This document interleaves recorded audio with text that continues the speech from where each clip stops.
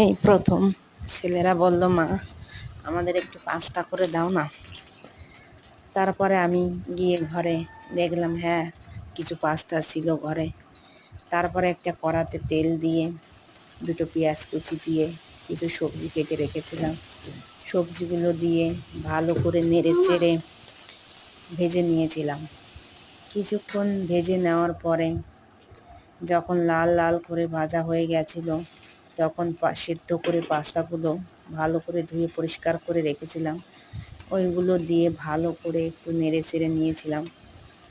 কিছু সময় জাল হওয়ার পরে যখন একটু লাল লাল করে ভাজা হয়ে গেছিলো, তারপর পাস্তা মশলা ছিল ঘরে, কিছুটা পাস্তা মশলা দিয়ে আর একটু নেড়ে চেড়ে দিয়ে যখন একটু লাল লাল হয়ে গেল তখন নামিয়ে নিয়েছিলাম।